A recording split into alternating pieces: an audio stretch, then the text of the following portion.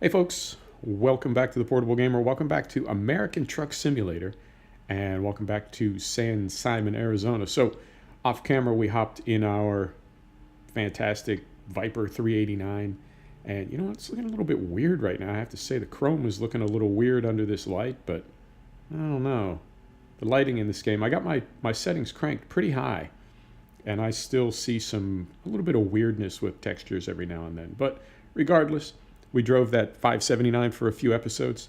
Figured we'd hop in something a little bit more old school. So we have got a load to go pick up. We're taking, I guess we'll find out when we get there. But we've got to go 19 miles to pick up. And I believe, yeah, this rig does not have GPS in cab. Let's get some lights on. Brakes off. Put her in reverse, and here we go. We got 19 miles to go pick up, and then we're going to head to the far eastern side of New Mexico. And that will take us from, well, we were in Oregon a couple months ago. We've come all the way down. And now, have we done anything else since then? I want to say we did some stuff around in Arizona. Maybe. But we'll see. So we got a full tank of gas. We just slept. It's going on 3 o'clock in the morning, so the sun will be coming up not too very long from now. So we'll start the video in the dark, but we'll pick it up and we'll roll in daylight for a while. Man, I do love this truck. Every time I get in it, I love it. And I know the visibility is awful, but I told you my buddy drives a 389. And he's seen my videos and he's like, yeah, it's that bad. You can't see anything in a 389. Particularly when you got a bunch of crap all over the windshield like we do. But so it goes. So this is 1.34. The game patched up, I want to say a few days ago, patched up both ATS and ETS. And now I saw in ETS we did get another truck. We have the man, carefully with his long snout. We now have the man TGX Euro 6. And I guess I could have checked the notes before I started. I get so enthusiastic, man. I just jump right in. I know there were a lot of cosmetic changes in ETS, plus the man TGX Euro 6. I don't know what ATS got. I know they typically run the patches kind of side by side, you know? And I think that makes sense because the core of the game is so much the same. You know, the core code is so much the same. I feel like if they improve something or tighten something up on one side, it would only make sense that they would also tighten it up on the other side. So, for the most part, I think that's how they do it. And, you know, we got Washington coming. We just got, oh, man. Traffic is kind of moving on this road, I have to say. You know, we just got a new DLC for ETS. We got Beyond the Baltic Sea, and I guess we're going to get Washington for ATS probably in the next month or two. They typically announce it like, I don't know, 6 weeks out, 10 weeks, somewhere around there. So we'll get that pretty soon, and that'll be interesting. I'm curious. I really am, whether they're going to take us up into Canada next, you know, or whether we're going to head down through Texas, or whether we're going to go to the mountain states. And I mean, after Washington. I was curious where we would go next after Oregon. And I have to say I'm a bit surprised. I did think it would be Texas, but it's Washington, so that's cool. But where after that? Are we going up into Vancouver and British Columbia? Right? Are we going up into Canada, or are we heading east toward the East Coast? I don't know. And I'm curious whether they make it truly an American truck simulator, North American, right? Central American. We'd go from Canada down to Mexico, or whether they keep it just a U.S. truck simulator. Which, to be fair, is not that great a name. I think American Truck Simulator works a whole lot better than U.S. Truck Simulator. But I'm curious, is it going to be all of the Americas? Because if we got down into South America, down into Brazil, that'd be exciting, wouldn't it? I think it would. But that would take years. That would take years and years. And who knows what's going to happen between now and then. You know, on the ETS side, how far out they're going to go there. They have to go to Russia. But I think they also have to go down into Spain. And once you get to Spain, then it's not too far from the Med and Northern Africa. Or I guess North Africa is a better way to say it. But you know what I mean. You know what I mean. You always know what I mean, right? Going to Archer Daniels Midland to pick up. We don't need those. We do need those. It's awfully dark. Awfully dark. So. And we're running the, is it the Real 3D Signs Pack? The Real 3D Company logos. We've got some really, really good aftermarket modded company logos. And you saw that beautiful lit sign on the way in. Really changes the game. Really adds to it, I think. Right. So we're taking, we're taking some fruits. Some Arizona fruits out there to Clovis, New Mexico. You want to pick a trailer? Let's pick a trailer. Not too many choices. We do too many tandems. Let's go with just a regular 53-foot box. Take job. Yes, we will. Where is it? Right there. Fantastic. So yeah, man, it's a lazy Sunday here. I've been having a lot of lazy weekends lately. Just kind of chilling, you know, as you do. And when you have a chill Saturday, then you typically wake up pretty early on Sunday. And I did go work out first thing this morning. I don't want to say I, get that out of the way. It's something I really enjoy, so it's not a chore. I know some people really hate working out. I don't. I like it. So it's not a chore. It's not something I need to get out of the way. But it is something, you sort of get out of the way. It's not raining, and this isn't super complicated, so let's see if we can do it in cab. Let's see. This is a long truck, man. Long. Come on. There we go.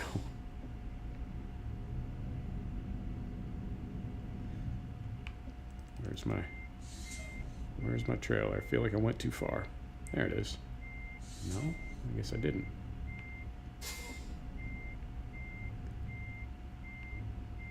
Now this is typically when I run out of brake air from all this fooling around. Got it in one. Fantastic. Right. How far we got to go? 475 miles. We got about 25 minutes. Between 25 and 30 minutes. According to my thumbnail calculations that I make about the time conversion in this map. So I'll tell you what, we'll just go, we'll go 30 minutes or so. If we're super close, we'll go ahead and deliver.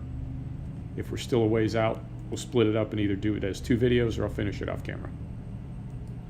How's that sound? No lift axle on this trailer. So yeah, man, let's just get rolling. And it's going on 4 a.m., so the sun will be coming up pretty soon.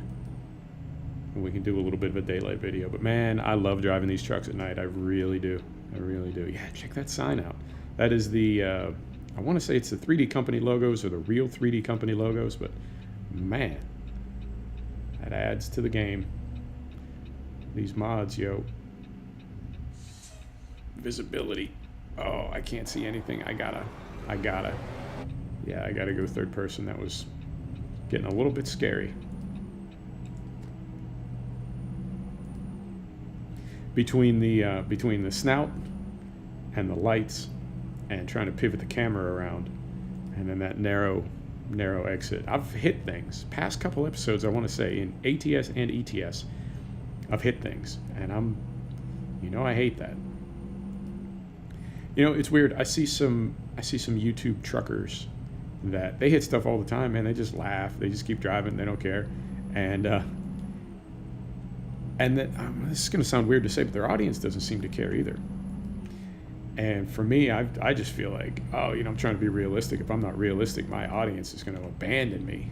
And it's like, I don't know, man. I don't know. I have such a small audience and I don't get a ton of feedback. So it's like, it's hard to say, what people like and what they'll put up with. I mean, I've seen crazy comments on farm sim videos. People, telling a YouTuber like, you did this or you don't do that enough, or, you got to do this, you got to do that. And I'm like, man, that is That's a rough crowd, boy. That is all about the realism. And then other YouTubers, you know, it's like their audience just doesn't care. So I guess it's different for everybody. Different YouTubers, different crowds, different audiences, different styles. There's the sun coming up, man. This game, it has its moments. It definitely does. It can be a really, really gorgeous game. And seeing the sun come up over the Arizona desert, I have been fortunate enough to see that many, many times, and it's something, man. Say what you want about America, but it can be easy on the eyes. It's a gorgeous place. Not all of it, not every single square mile of it, but and there's some stuff to see in America. I'll tell you what, particularly out in the West, the desert Southwest, makes your heart ache. It's so beautiful. I've been fortunate enough to live in Colorado, Utah, Montana, Wyoming, and Idaho, and man, it's something to see. You got to get out that way. I don't know where you're from or how you like to get down, but you got to get out that way and see some of that stuff. Definitely worth it. All right, so we're making pretty good time. We got, like I said, I got a little thumbnail calculation I can do in my head based on how long the game says we have. And I'd say we got about 20 minutes, 25 minutes. So we'll just roll. And if we get there, we get there. So now there's been an interesting development, kind of one of those good and bad. Whoa, sir, one of those good and bad things. I saw yesterday, because you know I'm like hot on the market, hot after a new system. I really need a new system because there's some new games coming out that I'm not able to play, and I know it's time to upgrade. Which kind of sucks. My system is less than a year old. My gaming laptop is less than a year old, but that's just the way it is. It's just how it goes. So I thought I had a solution. I thought I had something all figured out. I was going to get an accelerator, an Omen accelerator to go with my Omen laptop, and I would be good to go. Well, sure enough, a few days ago I see a story from CES, which just went off, and in 2019, in June and July of this year, HP will be releasing Omen laptops that have the NVIDIA RTX cards in them. And I heard that and I was like, oh, that's awesome. And at the same time, I was like, because now I have to like wait till July, not just to get a new system, but even to see, because I suspect that they're not going to have RTX cards in every single laptop they make. That's going to be an option. It's going to be high end, and if it's like, you know, $4,000 or $5,000, it's not an option for me anyway. So now I'm on the fence, because it's like, well, shoot, do I do what I was going to do now, which I really didn't want to do anyway, or do I use the fact that there's new laptops coming out in July as an excuse to wait and not do something that I probably shouldn't do anyway, only to find out in July that the thing that I was waiting for is completely not an option because of price and or availability. And, you know, it may not even happen. That's the other thing, is sometimes these announcements, you know what I mean? I say this is going to happen, we're going to have these, and then it just never comes about. So we'll see. I don't know. I mean, I'm good with everything I've got right now as far as games, but I know there's some new titles coming out, particularly Assetto Corsa Competizione, which is not fully out yet. And I just can't, you know, and that's an inevitable, that's that sort of leapfrog, hopscotch, I don't know, name a kid's game, where you get a new system which allows you to play all your current games on Ultra and get some new games that you couldn't get before. And then sure enough, as time passes and new games continue coming out that are hotter than your system, you got to turn your settings down to play them, you know, and so on, and that continues until you get a new system, and then you can play everything you've got on Ultra, right, and get a new game that you were waiting on that wouldn't play on your old system, and so on and so on. So we'll see. I mean, it's tough, man. Like, on the one hand, I definitely want to get a new system. Of course I do. I always want to get new stuff. I love it. But I don't want to get a new system. And it's one of those things. It's like phones. You know, I had a Galaxy S7 that I broke. I told you this. I was just walking down the sidewalk, carrying a pack of groceries. I had a $25 bomber beer, this super good beer that I had been waiting to taste, and I had a bomber of that, and I had a steak, and I had a potato. Right? That was my whole evening right there. I was gonna bake a potato, broil a steak, drink a beer, have a dinner, you know. And I was walking down the sidewalk, and I just went down, man, like as if I had been shot by a sniper, just down, instantly down. Hit the deck, and I don't know if I rolled my ankle. I don't know what happened, but I just fell. And my phone, it was not in my hand, it was in my pocket. I was wearing a hoodie, so it wasn't in, like, you know, you got your phone in like your jeans pocket. That's not going anywhere. That's 100% secure. But if you got your phone in your hoodie pocket, you know, you're taking your chances. Well, I was taking my chances, and out it flew. And I fell so hard and so fast that my phone flew like 30 feet. I'm telling you, man, it was like, I don't know if anybody saw it, but it was one of those things where you sit up and look around like, I hope nobody saw that. Because I swear, man, I was just walking down the street, and then I was just bam, down. Oh, idiot. Anyway, my phone flew out of my pocket and got smashed, my S7. So, and I always get the insurance, which is like $25 a month. It's crazy. But I always carry the insurance because these phones are, you know, $700, $800. So I got the insurance. I go into Verizon. I say I want to use my insurance, and they say, okay, cool. It's $150 deductible. And at that time, the S7 was like 6 months old, maybe 8 months old, and the S8, yeah, maybe the S7 was a little bit older because the S8 was out. It had to be because I got one.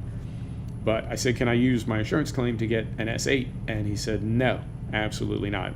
The insurance only replaces the phone that you've got for $150 deductible. All right, that's cool. And he said, or I can just sell you an S8. You pay the tax today, which is $80, and it'll add like $10 a month to your bill. And they did some kind of credit for the S7, like $100 or something. I don't remember. And I was like, all right, cool. And off you go. And it's one of those things that we don't really think about. But I mean, every now and then you'll hear a story about somebody that's like rocking an S3, you know, or like an old iPhone, or somebody will tell you like, yeah, my iPhone is so old that they just sent me a letter saying they're not going to support it anymore. Send me an email. You know, I say letter. When I say letter, I mean email. You know what I mean. Nobody sends letters anymore.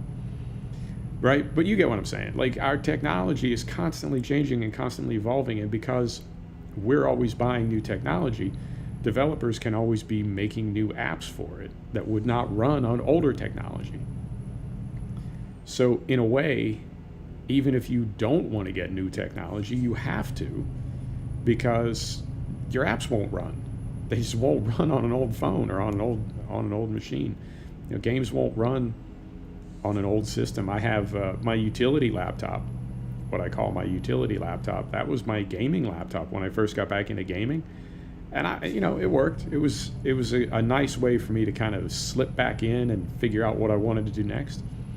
But if I tried to play the Sims that I was playing on there again on that system, I'd throw myself out a window.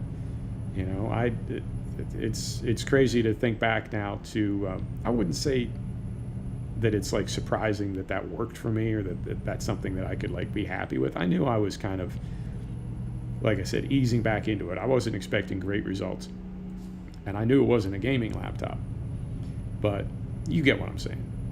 You know, that there's a certain point where your technology just no longer supports contemporary applications, and you have to upgrade. And if that happened every 3 or 4 years, okay, that's cool. But I feel like it's happening about every 8 months. And it's like, man, I'm on a budget here, you know? Money doesn't grow on trees, not like we can print it ourselves. Although, yeah, I worked in the printing business for several years. And I remember being at a staff meeting at a big print shop that I worked at in Colorado, and they were talking about, you know, tightening the belt, and everybody needed to pitch in, and, you know, times are tough. And I made a joke like, why don't we just print our own money? You know, we have this $1.5 million press. Whoa. Now see that? What? All right. Are we rerouting? I guess we're rerouting. I want to be over there. Oh, man. Okay, hang on. I can't turn that way. Actually, I can. Can't I? Moment. That ramp is closed, but all that traffic is going down there. Yeah, I think the accident is right there. Okay, cool. I'm going to make a right here. I don't think I'm supposed to, but I'm going to. I have to.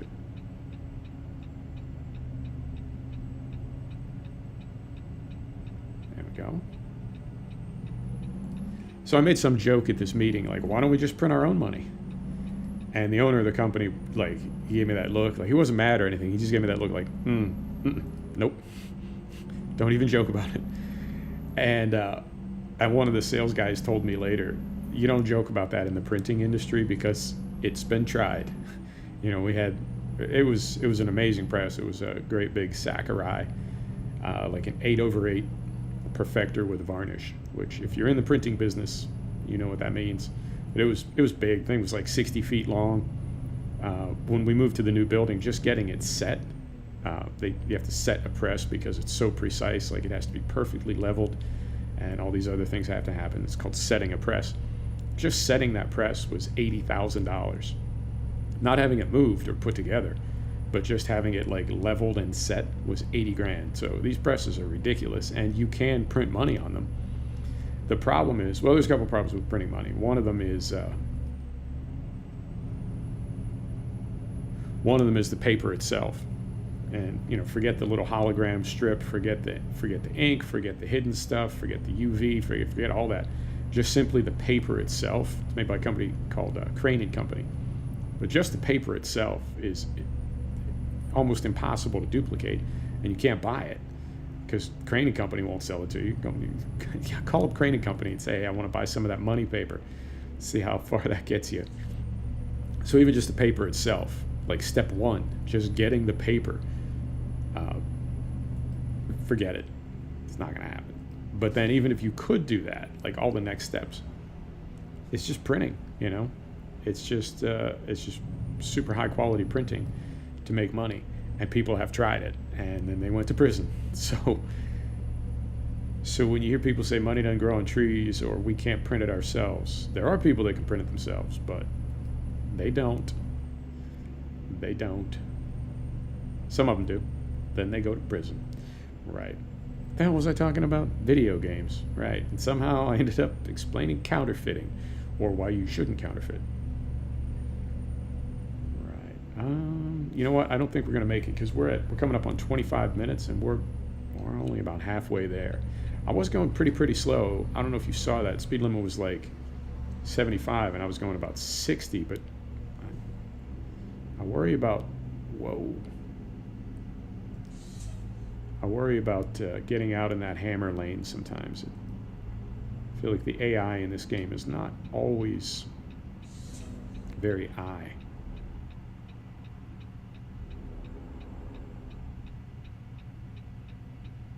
Thank you, sir. And this truck, I can see why they went to that sort of streamliner, slant nose design, because this is, you know, if you can't run cab over, which I don't fully understand. I mean, I've had some people explain it to me why they don't run cab over in the United States anymore. Doesn't make any sense to me, but whatever. But at the very least, that slant makes a lot more sense, because with this thing, like, you can't see anything directly in front of you. It's crazy. But I mean, it's a cool truck. It's definitely cool, and it's got that hot rod look. Look at that thing, man. It's gorgeous. There's your screenshot. Fantastic. Let's hop back in here, get her in the right gear.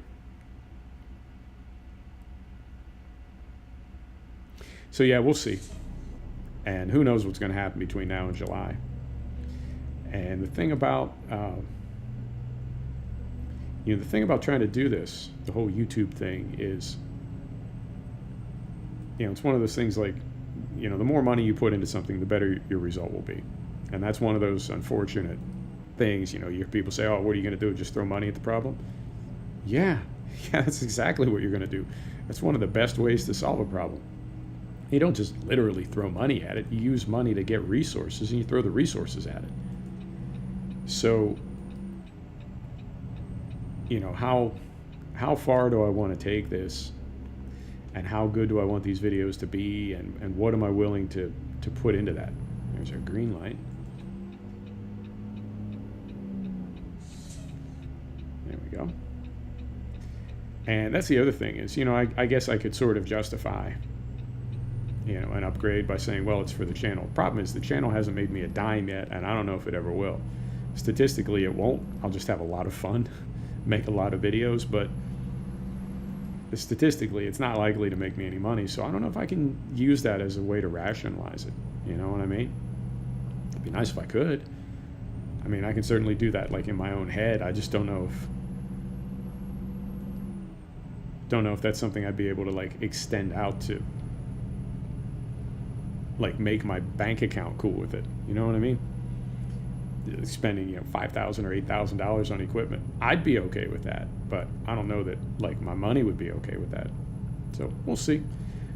But in the meantime, I got a little bit of breathing room, because like I said, I knew it was time to upgrade, but I was kind of stalling. I mean, it's always fun to buy new stuff, but it just didn't quite feel like, I don't want to say the right deal, but it just something about that accelerator.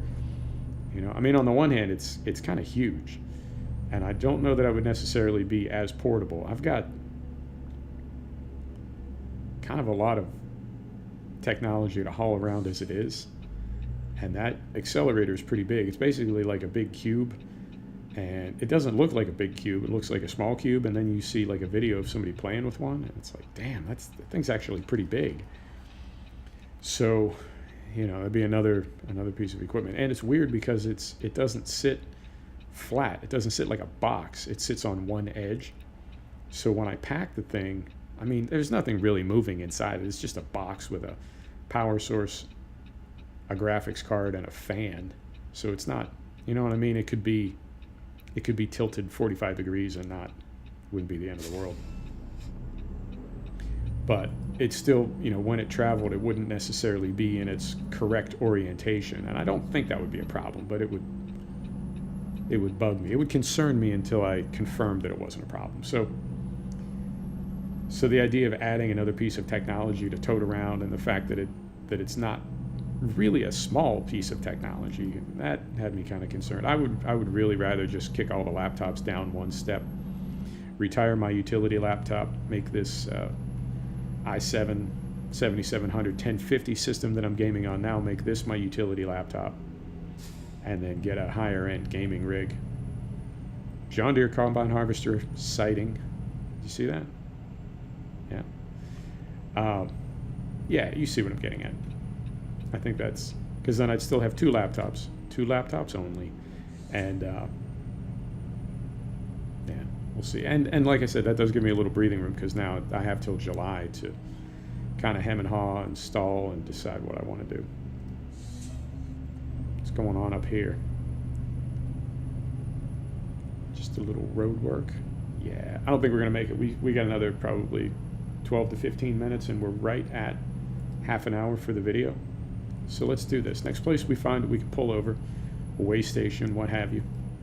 We'll get her pulled over, we'll call it an episode, and then I'll either finish off camera or we'll finish up next week.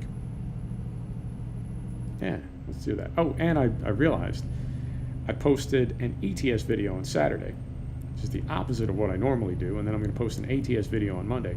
I just got them reversed. I don't know. When I sat down to record a truck video on Friday, I just jumped into ETS. It was like I completely spaced that it was supposed to be an American truck sim vid.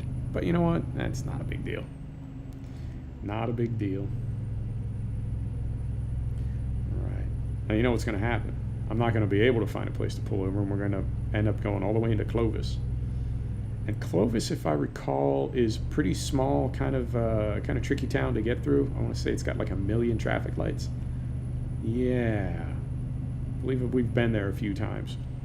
But then what will happen is it'll take us like 35 minutes just to get to Clovis, and then it'll take us like another 10 minutes to get through town, and we'll end up with a 45-minute video. Not necessarily what we want. But, okay, I see a place right up here, and it's on the correct side of the highway. So let's get pulled in here on the right.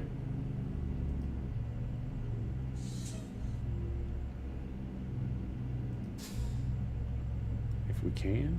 Yeah, I'm guessing we can get in there. Right, we'll get pulled in there. We'll call it. And maybe we'll pick up here from next week. Instead of skipping, we'll just